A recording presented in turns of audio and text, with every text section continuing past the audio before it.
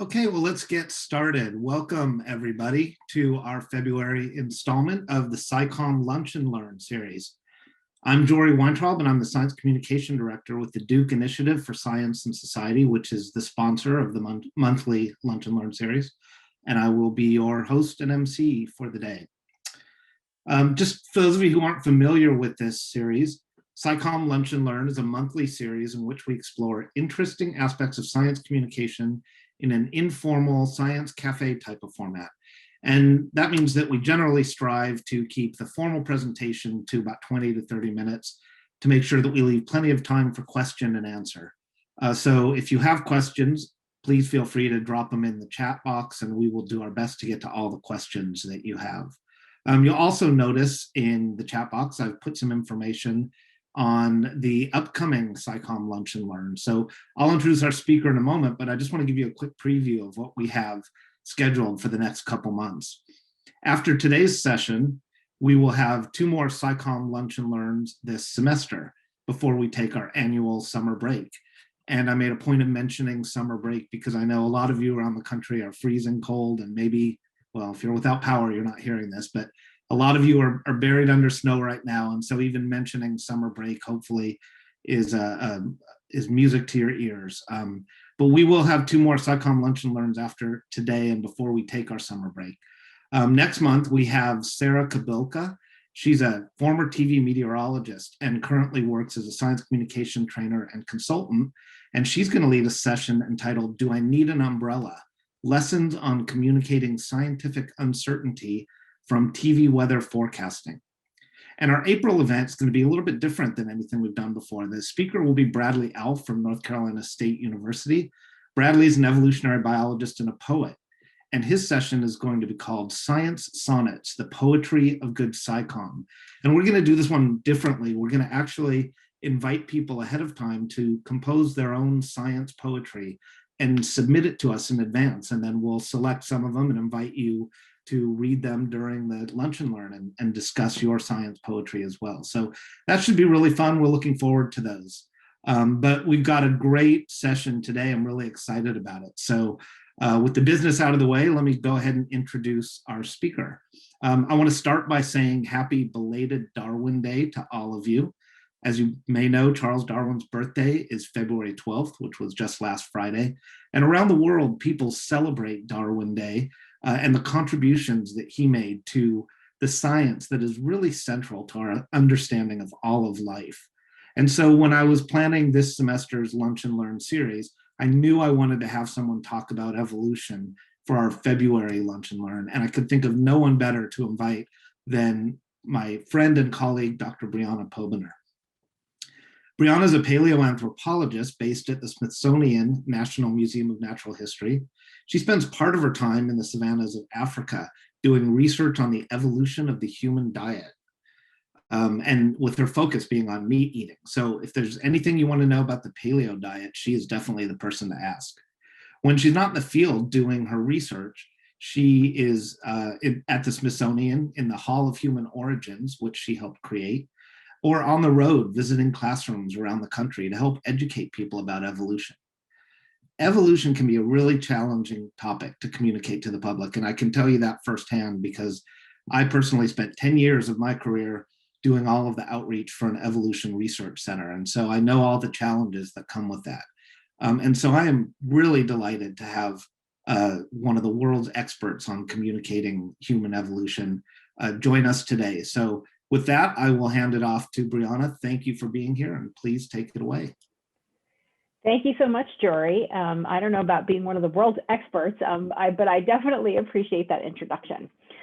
So I will start. I will share my screen so that you can see my slides and make sure that all the tech is working well. All right, how does that look? Yep, you're good. Excellent, thank you. All right, so I'm going to talk to you today about the approaches that we use at the Smithsonian to communicate human evolution with the public. And you'll notice that I use the word with the public as opposed to the word to the public. So a brief overview, I'll talk a little bit about data on US public acceptance of human evolution, thinking about who our audience is, talk about our approaches to public engagement on human evolution, and then give 3 examples of how we actually put these approaches into practice. All right, so this is Jory. Jory made me promise, like, use very simple, easy slides. So I apologize for this one. It's the only one that has any kind of, data on it. But it's important to realize that US acceptance of human evolution is low. And the information that you see on the left is from the Gallup poll, which first began asking US adults, which of the following statements comes closest to your views on the origin and development of human beings in 1982? The last time we asked these questions was in 2019. And so you could see that the gray line at the top is the percent of people that think that agree that God created man in his or her present form. The green line in the middle, the light green line, is the percent that agree with the idea that humans evolved, but God guided the process. And that bottom green line is the percent that agree with humans evolved and God had no part in the process. So you can see that the proportion of US adults that accept the idea that humans evolved without any kind of divine intervention is actually the lowest proportion of people that answer those 3 questions. And this is fairly unusual compared to other places around the world. The data on the right is from a paper in 2005, where 34 countries, there was a survey where the question was asked, human beings as we know them developed from earlier species of animals, do you agree? And the US is second to the bottom. So the blue lines are people that think that statement is true, or the blue bars. The brown in the middle is not sure, and the red on the right is false. So we're very aware that this is the audience, particularly in the US, that we are communicating with. I will say that there was great rejoicing in the 2019 data from the Gallup poll, because you could see that there is an uptick to 22% of US adults accept the evidence for human evolution. So highest percentage since 1982. So what's our approach at the Smithsonian? We're really interested in moving beyond the conflict mode of the science religion, and particularly the evolution religion dialogue. And we really want to foster inclusive dialogue on all topics about science and society. We take a very conversational approach, a respectful conversational approach with cultural awareness and sensitivity, and we strive to be welcoming to all audiences. And I'll tell you a little bit about how we do that. So what we don't use is what's called the information deficit model of science communication. That's the idea that sort of people come in as empty vessels and you pour your science knowledge into them. And the more that they know about science, they love it. There's lots of great science communication studies that show that this doesn't work. It's not necessarily about the knowledge. It's not about the content. It's about it's about the cultural awareness, and it's about understanding where people are coming from.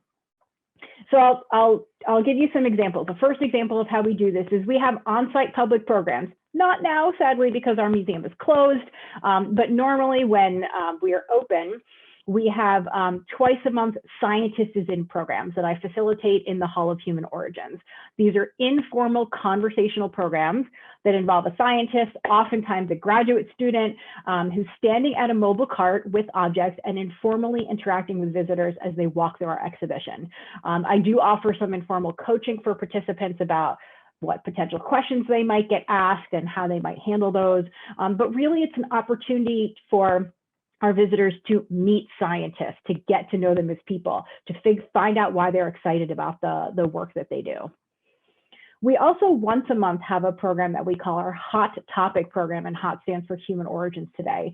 And this involves an expert making brief introductory comments, kind of like this program, and then about a particularly interesting science topic or a science and society topic, and then leading a Q&A discussion and dialogue with the audience. Again, very informal, conversational, interactive, no slides, not a formal presentation. And we've been able to touch on topics in these programs about evolution in the evangelical community, the biology and theology of race and diversity in modern humans, a dialogue on scientific and societal perspectives on the future of the planet, Native American perspectives on humanity's relation to the earth, about teaching evolution and human evolution in K-12 classrooms, genetics and human disease, and tracing modern human origins and migrations with DNA. Again, it's an opportunity for people to talk more informally with scientists to get to know them as people. So we have some great evaluation data. I won't go through all of it, but basically we know that visitors only spend an average of just over 4 minutes in these programs, but they oftentimes verbally express awe and wonder, almost half of them, and about 2/3 demonstrate curiosity by asking at least one question.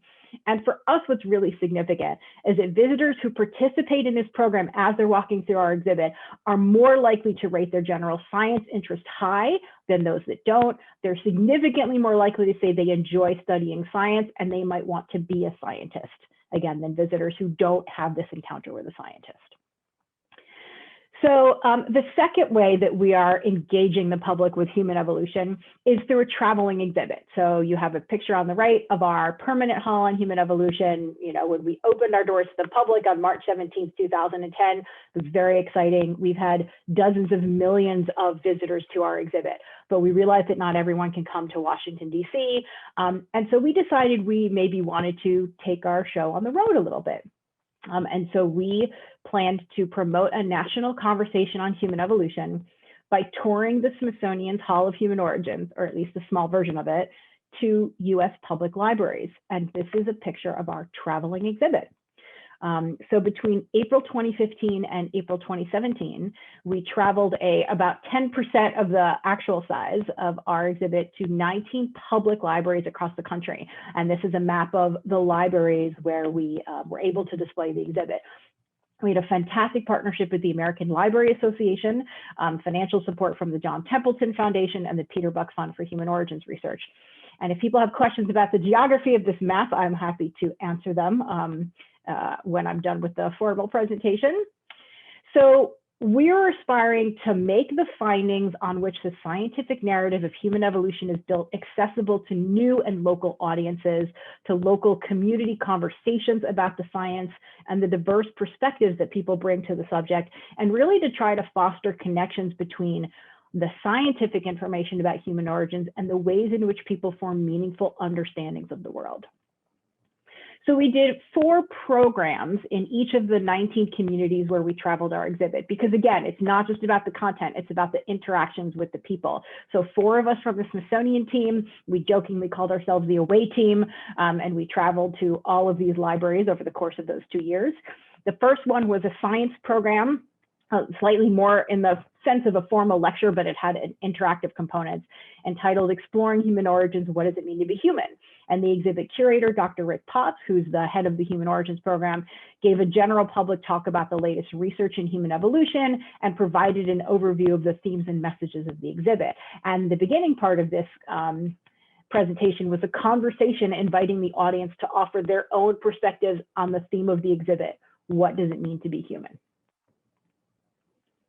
The second program that we offered at the libraries was a community conversation called Exploring the Meanings of Human Evolution. This was led by Dr. Connie Burtka and Jim Miller, who were the co-chairs of the Smithsonian's Human Origins Broader Social Impacts Committee.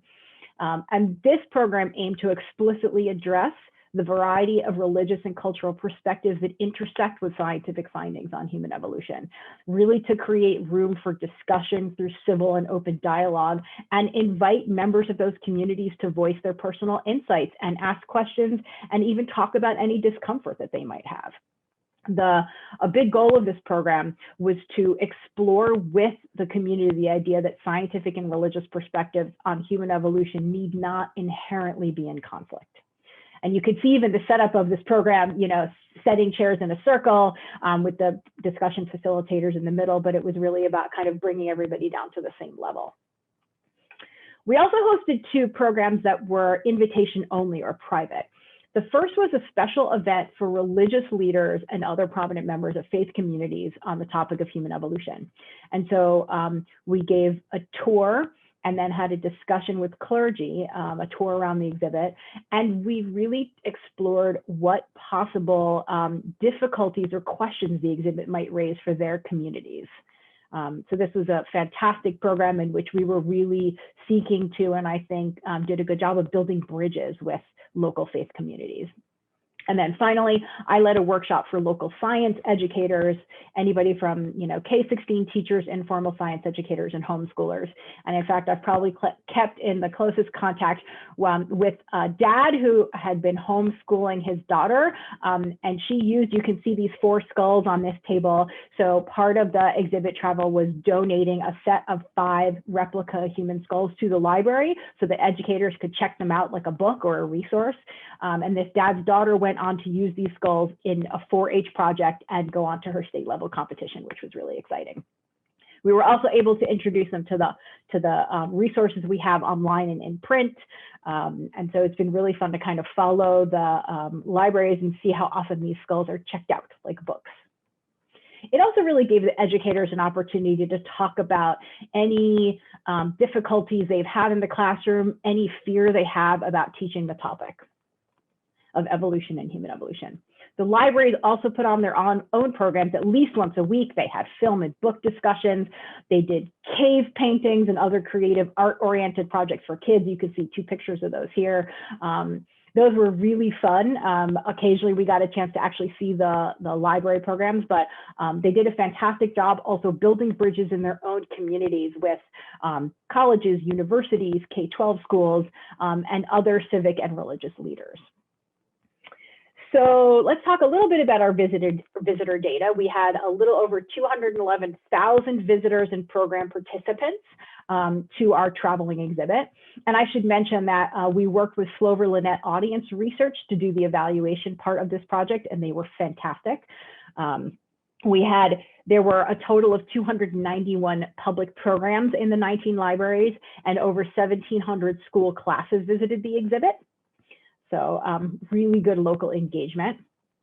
And so what was the response? So we have these great visitor comment cards. This is my favorite one, where someone wrote, "Best exhibit ever. The skulls are great. I love the timeline." And the skulls, I don't know what to say, but I love them. So that's a really good example of, and that was, I took off the identifying information, but it was either written by someone between the ages of 7 or 8 or a 7th or 8th grader, really fun. We also invited the public or the library visitors to tell us what they thought it meant to be human using sticky notes. And so there's an introductory panel that says, what does it mean to be human? It has a couple of examples. And we asked the libraries to provide sticky notes so visitors can write their answer. We got 7,353 sticky notes from these 19 public libraries. They were all mailed back to us. I had a wonderful volunteer enter them all into a database, essentially, or a spreadsheet, and they're all visible actually on the Human Origins website. So you can go to our website and look at the responses from each of those 19 communities. So that's been really fun to look through. Here's one I particularly like. Thank you, Greene County Library, for having the courage to bring this exhibit to the Bible Belt. Wonderful, a great teaching moment for my kids. And this is a library in Springfield, Missouri, which when they wrote their application, so the libraries all had to apply to be a library that our exhibit visited. And I should say that we specifically were looking to have at least 10 of the 19 libraries be in communities that self-identified where they thought that this topic might be difficult to talk about. And they said that they're often nicknamed the buckle on the Bible Belt. And I don't think they're the only community that actually says that. So what did we find? We found that, so I'm going to just give you like one piece of our evaluation data. About 35% of the visitors that were surveyed held beliefs that either completely rejected evolution or skeptical about evolution as an explanation of human origins. Even given that, 73% of these visitors say they enjoyed the exhibitor program, 59% agreed with the statement that scientific research on human evolution can enrich our understanding of what it means to be human. 58% of those, so more than half of those skeptical visitors, thought their faith or worldview could coexist with the idea that humans have evolved over time. More than half of them, 53%, thought that the exhibit or program they attended presented human evolution in a way respectful of their religious beliefs. 40% said they were interested in further discussing the topic of human evolution with friends or family. That doesn't sound like a high percentage, but we were super thrilled with that finding. 26% said they shared with others their views on human origins or human evolution, and only 10% thought that the exhibit or program was trying to change their mind about something they do not believe. So we were really happy with these evaluation outcomes. And basically, we found that respectful and open conversations prevailed. People who rejected or were skeptical about evolution sometimes actually engaged more intensely with the exhibit and our programs. And that people were looking for a deeper level of conversation. We loved working with libraries. They are trusted community hubs. And they were often able to model their comments and interactions after our own in terms of respect and civility and openness and honesty. In 2019, we started a pilot project where we are traveling this exhibit to seminaries. So from January to August, the traveling exhibit went to Payne Theological Seminary in Wilberforce, Ohio, which is an African Methodist Episcopal seminary and the oldest freestanding African-American seminary in the US. And this is our away team at Payne Seminary. And then from September to December, the exhibit went to Columbia Theological Seminary in Decatur, Georgia, which is a Presbyterian seminary. So once things open up and travel can happen again, we are hoping to potentially in the future have a travel plan that includes both public libraries and seminaries. Okay, and the last thing I'll talk about is a project that I lead, which I'm very excited about, which is bringing human evolution content to US high school classrooms. And actually, the idea for this project was born out of a working group in the center that Jory mentioned earlier that he ran at Duke for 10 years. So it's really nice for this to sort of feel like this is coming full circle. So the hypothesis for this project is that using human examples, despite all of the potential barriers to teach evolution in US high school classrooms, will increase students' understanding, acceptance, and interest in evolution. And I use these two pictures here. We relied on a lot of data from studies in college classrooms that show that people can see variation from one person to another more easily in humans than they can in animals. No offense to anybody out there who studies fruit flies. And that we know that people are more likely to find science content that is connected to humans more relevant and engaging. So what we sought to do with this project was to create and field test a set of human evolution-centered curriculum units that aligned with AP Biology learning objectives. And we did that because the AP Biology, Advanced Placement Biology framework had just undergone a big revision, and evolution was one of the 4 big ideas. We also wanted to create and field test a set of cultural and religious sensitivity teaching resources, which I will describe, that provide teachers with strategies to create a supportive classroom environment for the teaching evolution, and particularly to support an understanding of the nature of science, and then to basically evaluate the curriculum units with and without those teaching strategies. So here are the curriculum units that we came up with. 3 of them, these are the covers if you were to print them out. 3 of them deal with recent evolution or natural selection in humans, adaptation to altitude, the evolution of human skin color, and malaria.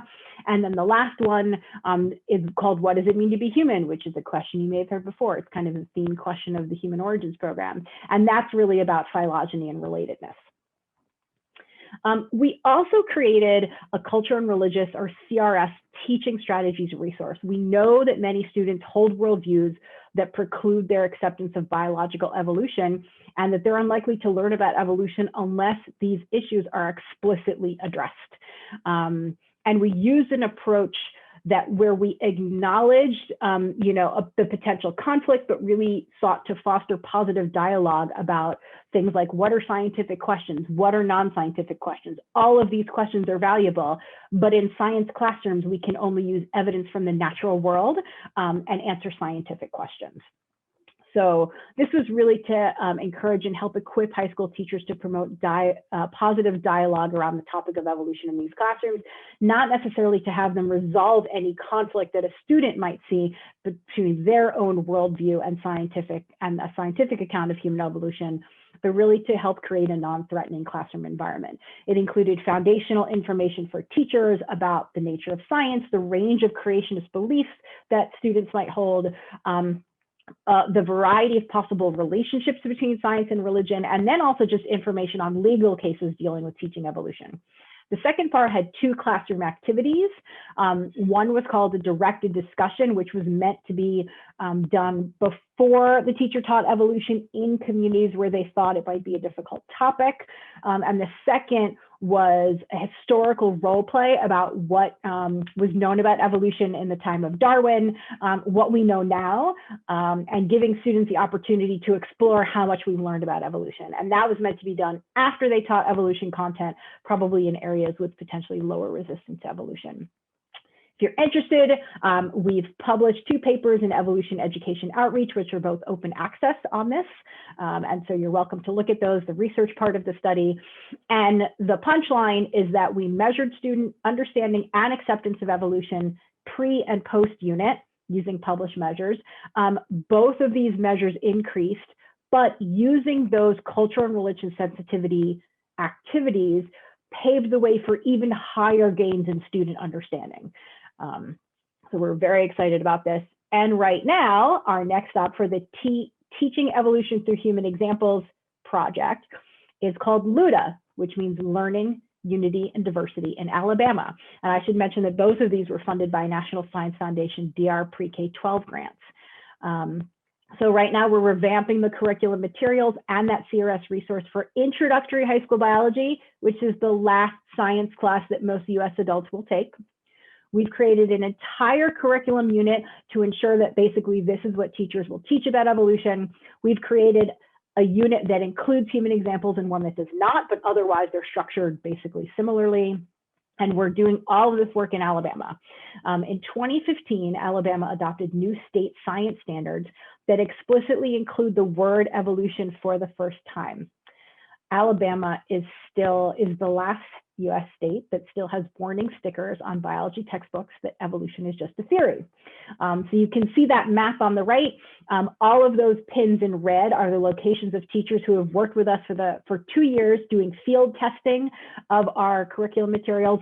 All the blue pins are the additional teachers that we recruited to implement the final version of the materials. We had a workshop with them in February 2020. We were all ready for this to do our final implementation in March 2020, and then the pandemic happened. So we're on hold for now, but we're really excited to hopefully be able to get, for those teachers to get back into classrooms next year.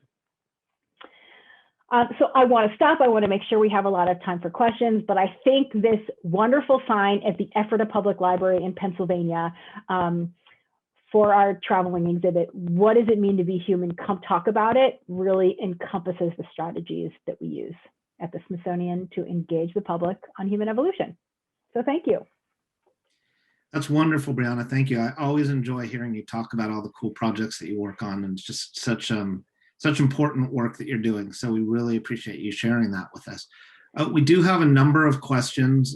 There were a lot of questions that were submitted in advance. We also have some that have been put into chat, and I want to encourage anybody who's on the call now to, if they have questions, put them in chat. We'll try to get to as many of them as we can. Do you want me to stop sharing my screen, by the way, Jory, or keep it up? Yeah, you can go ahead and stop sharing, I think. I mean, okay. It's up to you. So I tried to group the questions that we got in advance sort of by theme, and there were several themes that emerged, and you and I talked about this prior to this event, and the themes are the same themes that we see over and over. And so I'm going to sort of break them down into categories, but I want to start with some general questions that we received. I'm going to combine a couple of them here. So in your opinion, what is the most difficult thing about communicating human evolution to the public or with the public? And what approaches do you think are the best approaches to demystify that process? Yeah, it's a great question. So there's two categories of difficulty. One is just evolution is not an easy topic to simply understand. So there are kind of cognitive barriers to think about change over vast scales of time. So I think using concrete examples and analogies are really good ways. I mean, in general science communication, those are always good strategies. And certainly, as I've alluded to multiple times during the presentation, for people who are concerned about just engaging with this evidence at all, I guess I'll tell you a story that illustrates the way that I think about this. So I was doing a scientist is in program in the National Museum of Natural History, actually not in the Hall of Human Origins, but related to another exhibit called the Bearded Lady Project, which is a wonderful documentary and photography exhibit that basically focuses on women in paleontology and the challenges that they faced. So I had some objects out on my cart that were kind of showing the kind of research that I do, but also because this was a scientism that was about women in science, I had some photos on my cart of my son who was 6 years old in the summer of 2018 when I took him to Kenya with me to do field work. So I was really talking about what's it like to be a mom in science? What's it like to try to have that work-life balance and do field work? So I had a mom with her two daughters that approached my cart. They started looking at my objects. They started looking at the photos. And then the mom said, okay, so you believe in evolution then? So immediately I thought, I have to shift the goalposts for this interaction. This is not about like making sure that her daughter picks up the magnifying lens and looks at those 1 million-year-old cut marks on an elephant rib bone. It's not about the content. It's about making sure that they feel like I am listening to their questions, that I am respectful of their values, that I am like, that they went away and had a good interaction with me. That I want their daughters later on to say like, oh yeah, I remember meeting a scientist. She loved what she does.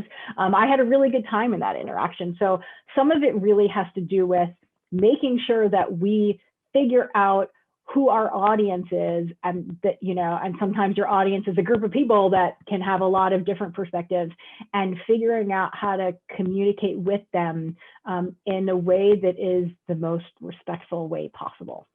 Sorry, that was a long answer. I'll try to be shorter. No, it was a great answer. And, as you know, I ran a similar program to yours where we traveled around the country every February for Darwin Day. And I encountered the same thing over and over. And what I told people was the biggest goal is to be a good ambassador for science in general, and to let people know that, whether you believe in evolution or not, you're a human being and they're a human being, and we can all interact and get along. And if they learn some things about evolution in the process, that's great, right? But the most important thing is to be respectful and to connect with people in a way that shows them that scientists are normal people. Most of us, we try to be most of the time. So yeah, I think it's, sort of these universal themes that come up when you do this type of work. The next question we got, I want to read it, and then I want to qualify the question a little bit. So the question was submitted from a high school student, and it is the following. At my high school, the only thing we learned about evolution was that we shouldn't study evolution. If you could provide a really basic overview or summarization of the facts, that would be incredible. Thanks. Now, I told you about this question prior to beginning today. I really want to keep the focus of this session on communicating about evolution and not sort of just talking about the science itself. But I wanted to read it for two reasons. One is I just want to start by applauding the student for being curious and asking to learn more about evolution and seeking it out. And as we know, it can be hard to get access to that information sometimes if your teachers are not encouraging you to learn that information. So I want to applaud the student. I'm going to put some resources in chat.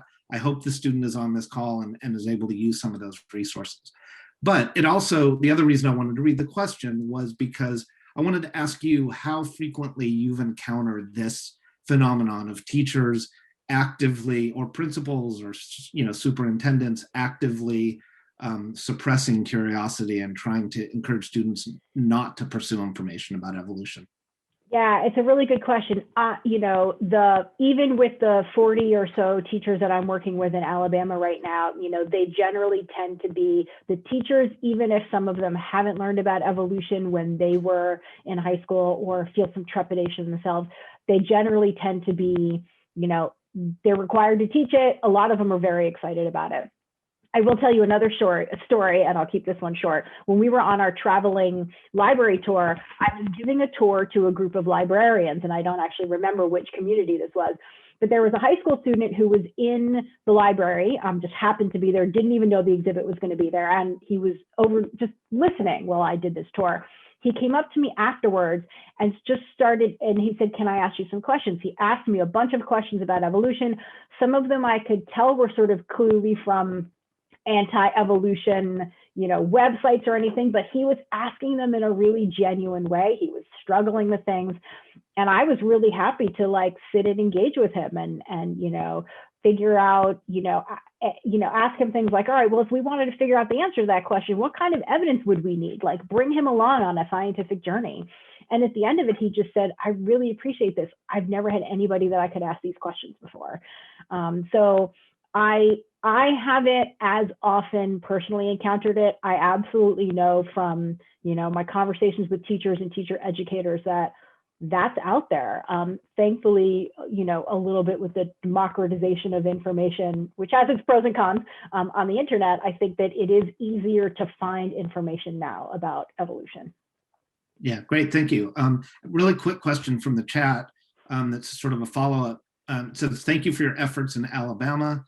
Is there info about Luda on the Smithsonian site?" Do you discuss it there, or? We haven't yet because we are still in the middle of the project. On the Smithsonian site, if you go under the education tab, there's a teaching evolution through human examples, in the drop-down menu. That talks about the previous project.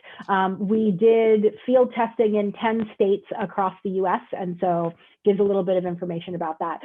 If you want to find information about Luda, you can Google Cadre, CADRE, and that's a resource that just at least has a description about the project. It's not called Luda there, it's called Learning Evolution Through Human and Non-Human Case Studies.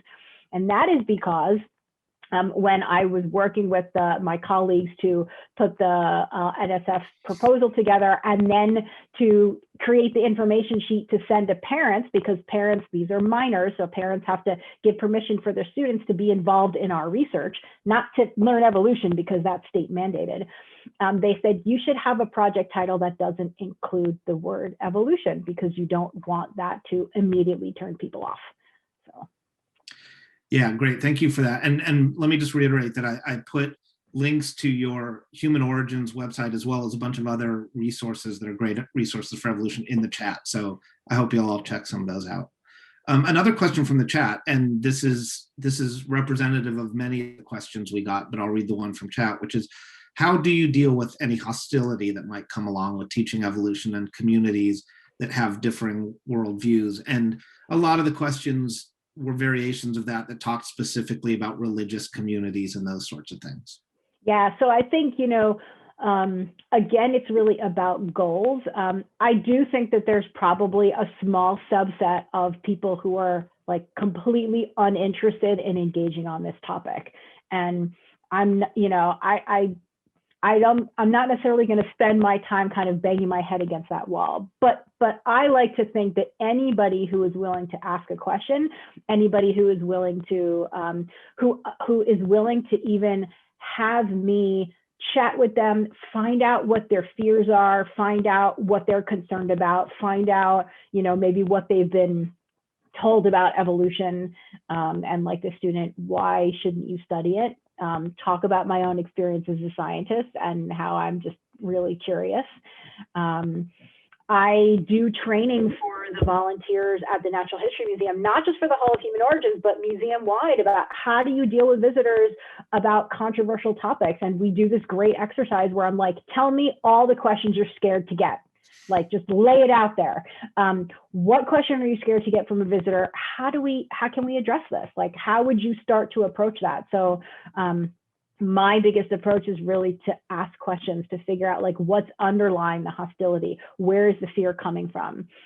Is there any way that even in a short interaction with me as a person, that I can reassure someone that scientists aren't out to, make people abandon their religious faith, because I fully believe that a religious worldview and a scientific worldview can coexist. And so just figuring out where the difficulty comes from and seeing if I can loosen that a little bit. Yeah, no, that's great. And, when I would take, go out on the road to talk about evolution, I would take graduate students and postdocs with me and give them opportunities to learn how to do outreach and engage with the public.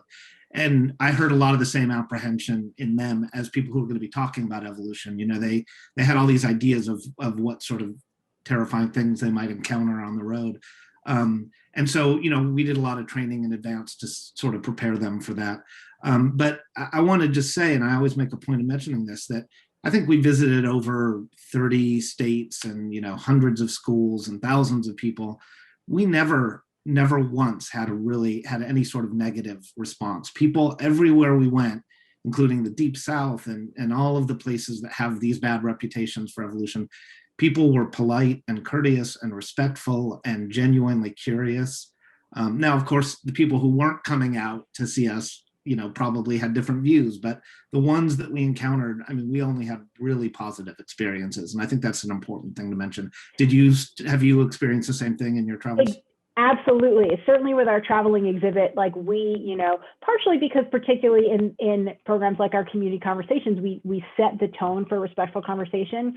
We did not have any hostile, negative, interactions where people were just completely dismissive. So yes, there's a little bit of, we joke preaching to the choir going on, but I think the choir is much bigger than we think it is.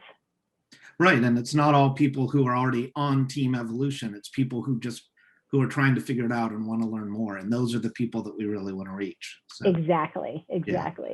Great. So we're going to transition a little bit because we got several questions focusing on topics of evolution and race and racism. And there were several great questions. I'm going to, I got some resources from you, Briana, that I'm going to paste again into chat so that people can look these things up. But I want to read just one of the questions and then have you address the general topic, if you don't mind. So how do you see the role or responsibility of anthropologists when communicating with the public about human evolution to address biological basis of race or the lack thereof, and or the history of scientific racism in our field that addresses human evolution? So that's a very, I know there's a lot packed into that. So I'll just sort of let you riff on that and talk about it a bit. Absolutely. So it is of utmost importance. Biological anthropologists historically were part of the group perpetuating the myth that race is a biological concept, that humans can be divided into groups based on, different features instead of human variation being on a continuum. I think the first and most important thing is to acknowledge the unfortunate and, really difficult history of the perpetuation of racism by biological anthropologists. I think we just have to put it out there. And there was a really wonderful event that I asked Jory to post the video to in the chat by the Leakey Foundation that happened this past Saturday, which it was a series of short talks by speakers who are authors of chapters in a book that came out recently, essentially about what Darwin got right and wrong about human evolution. So that's fantastic. I'll make sure that there's I forgot to send Jory a link to the book itself. But Augustin Fuentes, who was one of the speakers, does a phenomenal job talking about how do we deal with the racist history of biological anthropology. And the other thing that doesn't get as much airtime as this is the sexist history of biological anthropology. And so Holly Dunsworth also talks about that, the sort of misconceptions about, it's really a lot of, fundamental misconceptions about like the, biology of human variation and difference. So I think the most important thing is to acknowledge it. The American Association of Physical Anthropologists in 2019 put out a fantastic statement about race and racism, saying that, race is not a biological reality, but racism is real.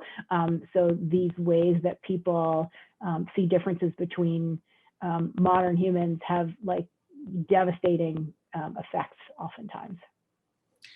Great, thank you. And a related question was, do you take a different approach when you're talking to different audiences based on sort of the diversity of the audiences you're talking to, or is it sort of one approach that works well with everybody?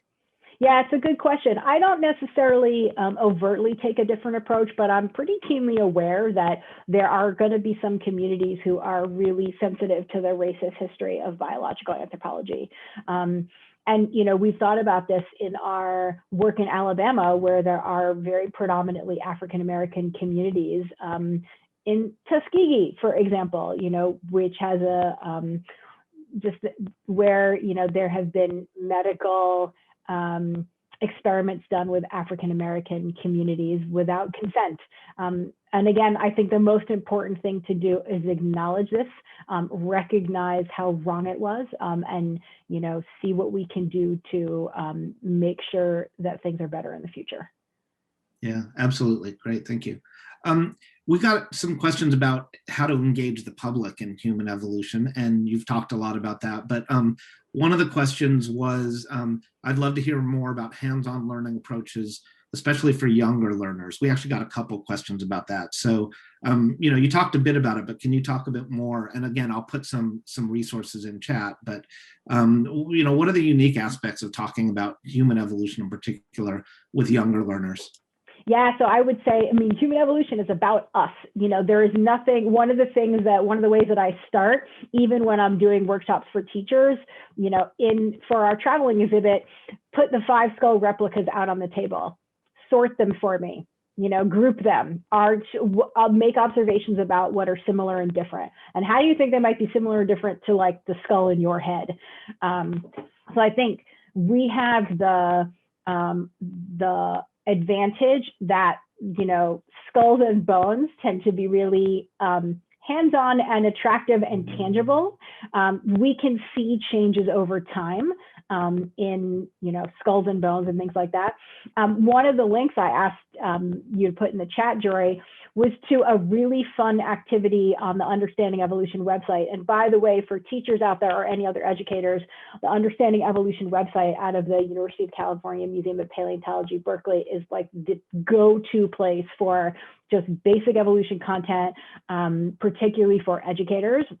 And so there's a clipboards activity, which basically simulates, the changing environmental context that Darwin's finches might have encountered, and what happens when birds with different beak shapes try to eat different kinds of food, and how those environmental changes over time can lead to differences in population. So I think anything where you're getting kids to do something where it's thinking about little changes over time and how after a long period of time of however many generations, whatever your generations are in your activity, things have changed. There's also a ton that are maybe not a ton of good books for kids, but there are some really good books out there for kids about evolution. There's one that's I think called Our Family Tree or My Family Story.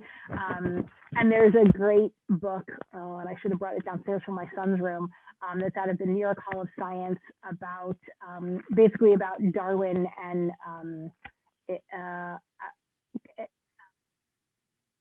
it's a really accessible book about, I think it's called Kiwi and Charlie, and it's about like Charlie, meaning Charles Darwin's like great-great-great-grandson, and him figuring out how evolution works through looking at kiwis in New Zealand.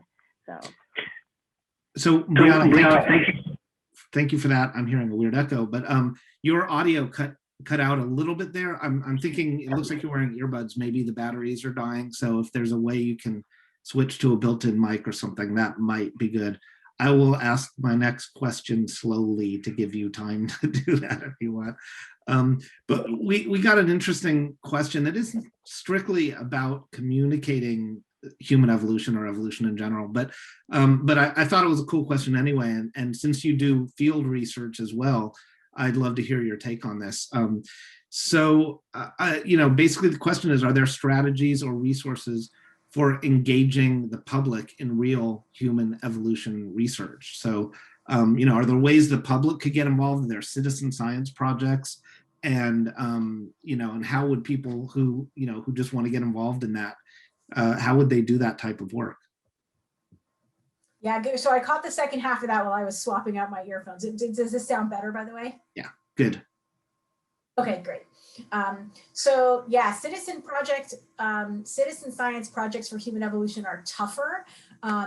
One thing that I would love to recommend is, I'll have to get you the link for it because I don't have it off the top of my head, but the National Museums of Kenya is doing a project where they're digitizing catalog cards for all of their like fossil specimens in paleontology. So like being able to kind of read those catalog cards and type them out is one way to do it. And the Smithsonian also does some great digitization projects that people can get involved with.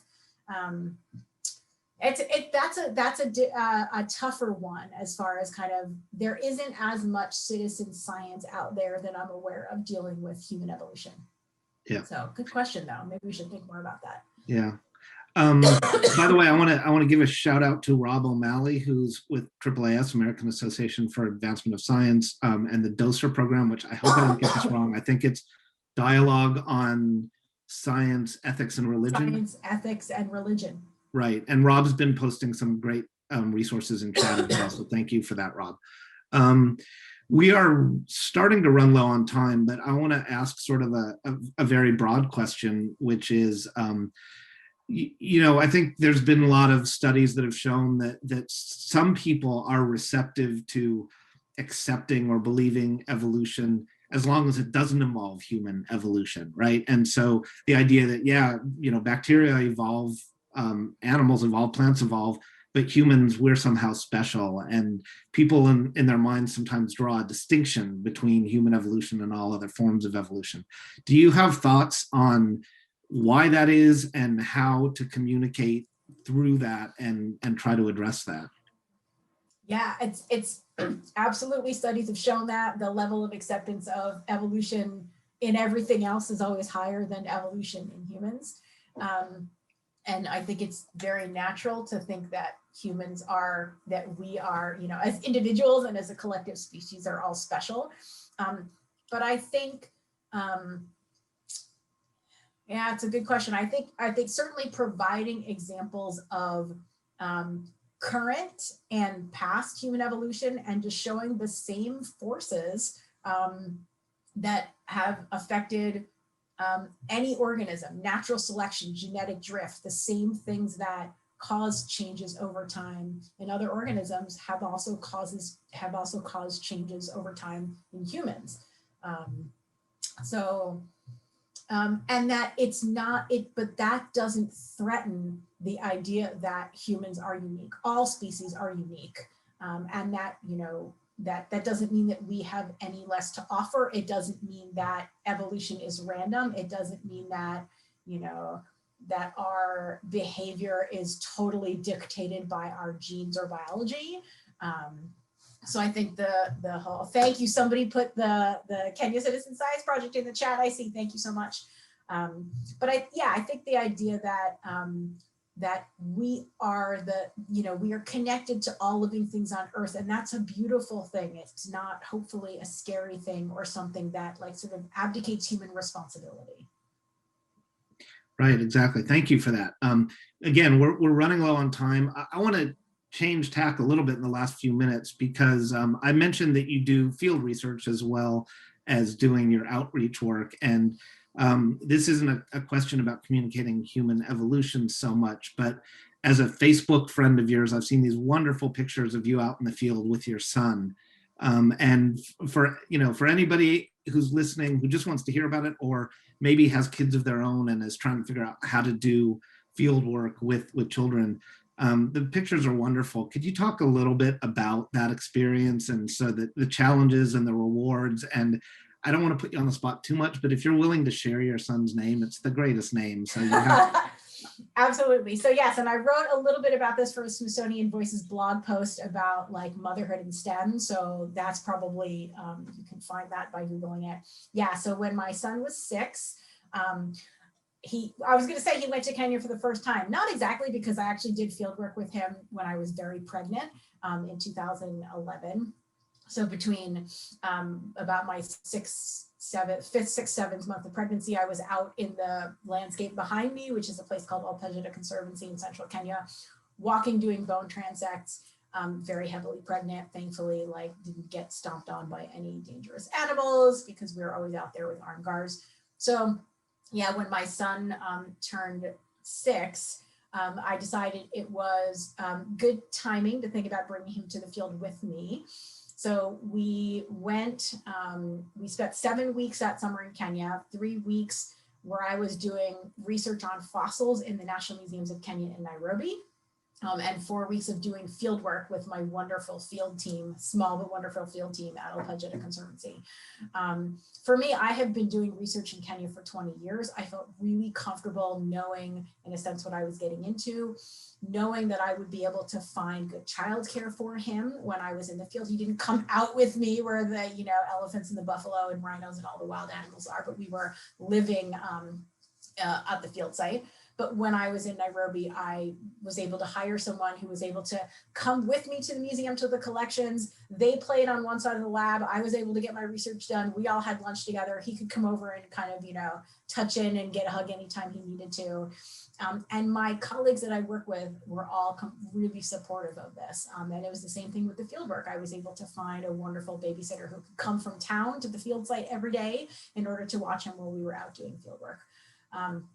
That said, it was also incredibly challenging trying to balance all of this, particularly in the field where it's not like my day stops at 5 p.m. We have to, download photos and we have to make our plans for the next day and we have to have discussions. And so it was absolutely a challenging experience and I would absolutely do it again. And yeah, so my son's name is Toby, but his full first and middle name is Tobias Rex. So he is named T-Rex. We definitely named him after a dinosaur. I love that. I tell people about that all the time. I think it's great. Well, we're just about out of time. I could ask you questions all day, and I know there's a lot of questions in chat I didn't get to. I apologize to people, but Briana, this was so wonderful, and you're doing such great inspirational work. I want to thank you on behalf of all of our participants today for doing the great work that you're doing, and being such a great a road warrior and road model for this important work. So thank you very much for being here. I want to thank all of our participants for being here today and for asking some great questions. And I want to just remind you all that we've got a couple more science communication lunch and learn sessions coming up next month. We have one, and then in April we have one, and then we'll take our summer break. But we've got some really cool things lined up for the next couple months. I put it in chat, so we hope to see you again on March 17th when Sarah Kabilka will be talking about uncertainty in weather forecasting, which a bit different than human evolution, but an equally fascinating topic, I think. So thanks to everyone, and thanks again to you, Briana, for being here today. Thanks for the invitation. It was really great. Thanks for all of your questions. They were fantastic. Absolutely. Thanks, everybody. Bye-bye.